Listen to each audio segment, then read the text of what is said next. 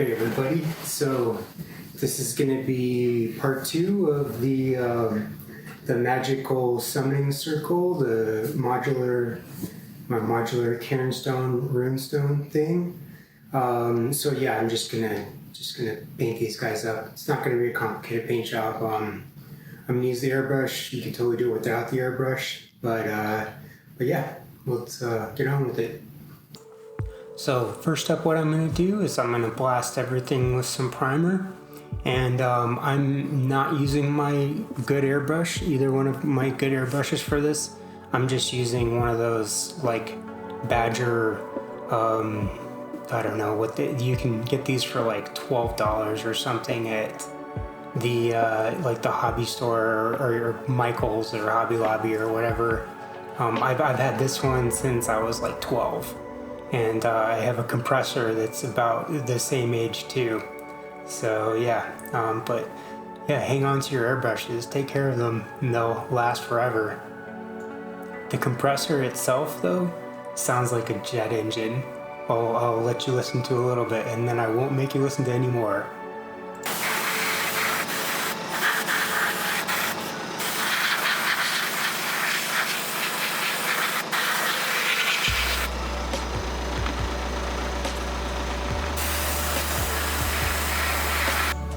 These kind of airbrushes are great for terrain though. So yeah, I have a few airbrushes. I have 3 airbrushes and I hung on to this one for a very long time. Now I'm going to use one of my good airbrushes that I use to get like detail and stuff.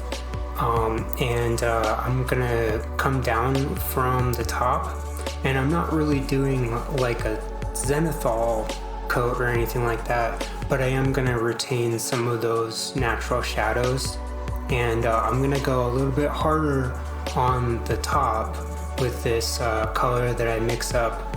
I want the lightest shades to be on the tops of the cairnstones, and then I want the little flagstone kind of pieces at the bottom of the base to be darker. So I'm gonna mix up a gray and kind of a brownish gray. So I'm using a mix of game color stonewall gray and then a little bit of some burnt umber ink, and then I'm just gonna mix that together. The game color tends to be pretty thick and it's pretty opaque. And so this is just gonna thin it down a little bit. I don't care if it's transparent, but I want it to be the right consistency to run through the airbrush. So I'm just gonna thin that out in the cup, in the airbrush, just mix that color in there until it's like the right consistency. And typically when you're mixing paints for your airbrush, you want them to be sort of like milk. Like buttermilk or like skim milk, you know, pretty thin, like not quite water, but definitely not like thick, heavy body acrylic straight out of the tube. So I'm just gonna give the little movement tray a very light coat because I want to dry brush it later, and I want to go very light with that dry brush because I don't want to pick up a ton of detail. I want it to keep it pretty dark.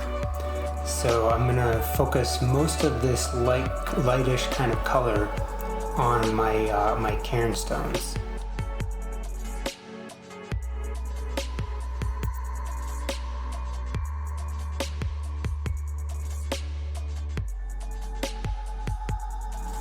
So now that I have some good general stone tone down on these guys, I'm actually gonna do some washes over them because I felt like I lost some of the cool like shadows, some of the stony detail. Like the airbrush is fantastic for like banging out big paint jobs like this where you have to cover a lot of area with paint. But you can lose a lot of your like texture. So I'm trying to put back in some of that texture, and I'm just using, I'm not sure if this is 100% Nuln Oil. I think I'm like sort of mixed some of my own, but yeah, it's the same thing. It's just a dark shader that I'm gonna throw on first. And I'm not using a good brush for this. Don't use a good brush with your shaders because it has a lot of flow improver in there, and it'll get into the ferrule and it'll ruin your brushes a lot faster than regular paint. Use like craft brushes, especially on terrain.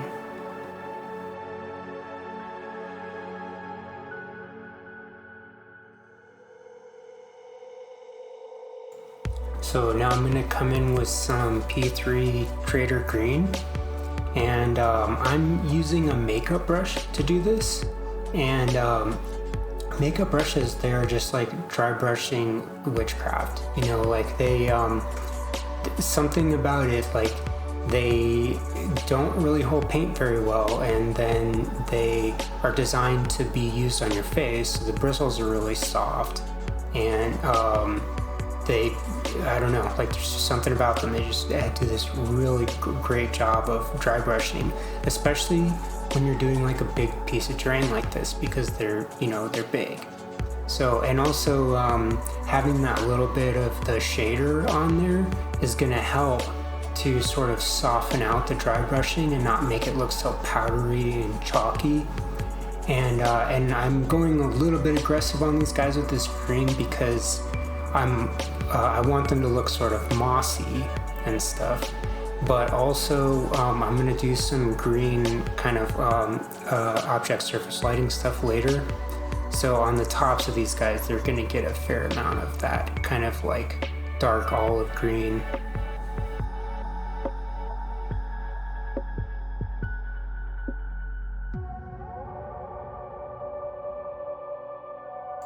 So now I'm gonna come in with some Citadel Deneb Stone, and I don't think that this color is around anymore.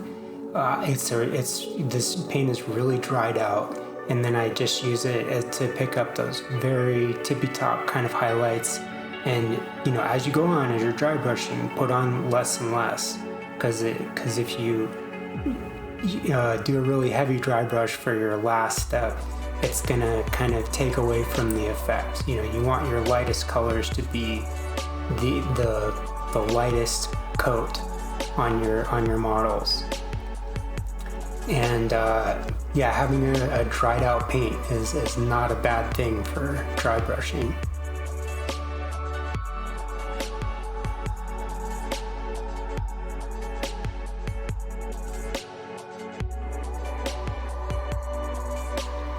Now I'm going to start working on the object surface lighting effects, and I'm going to use some of this Vallejo Model Color Intermediate Green, and all it is it's just it's not a dark green, it's not a light green, it's somewhere in between, which is why they call it Intermediate Green. You gotta love Vallejo.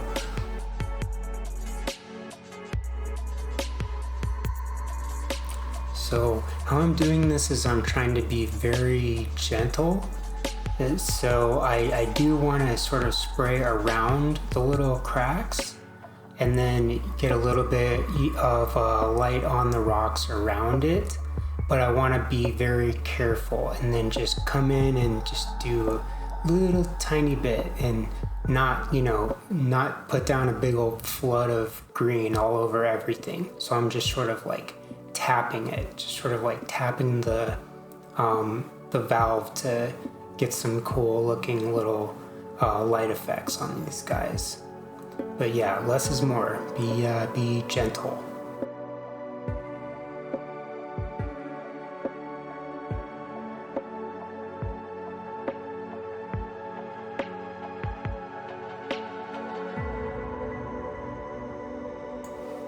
Now I'm going to come in with a little bit of P3 Worm Green, and it's just got that kind of the right color, the right shade of like lime green for a little magical rune effect.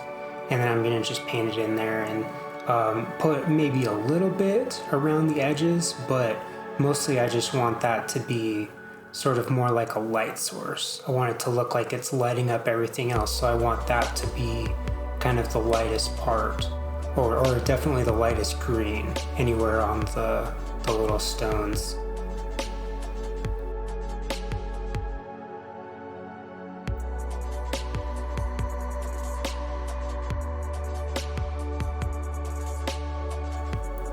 So that's it.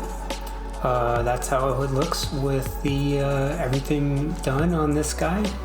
And but this is totally modular, so you know, I can take whatever I want and put it in there, and that's another thing that I really like about it.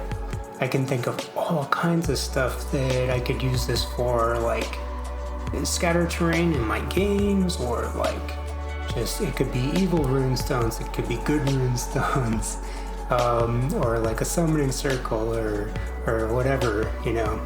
It's definitely gonna see some use. A really like reusable piece. And then there's, you know, there's all kinds of other stuff that I have that I've painted up that I can use with these too, because these little movement trays, they hold these bases are a specific size, they're a standard size for like a mini base. So there's just all kinds of stuff that fits in there. But anyways, yeah, take care of yourselves, you guys, and stay safe, stay healthy, and welcome to all my new subscribers. Yeah, thanks for watching. Take care of yourselves.